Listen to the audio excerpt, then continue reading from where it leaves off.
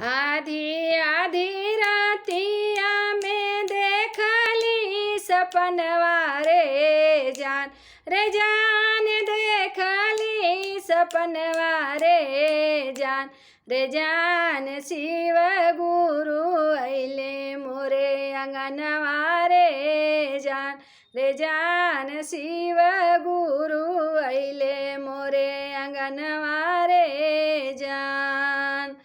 हाथवा में त्रिशूल डमरुआ सपवा के हरवा रे जान सपवा के हरवा रे जान जटवा से बहे गंगाधरवा रे जान जटवा से बहे गंगाधरवा रे जान।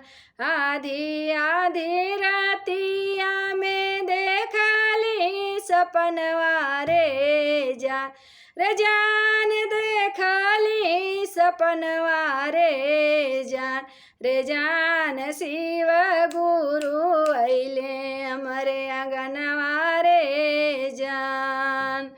गुरु भैया गुरु बहना घरवा बोलाइब रे जान घरवा बोलाइब रे जान मिली जुली करब शिव चरचवा रे जान मिली जुली करब शिव चरचवा रे जान।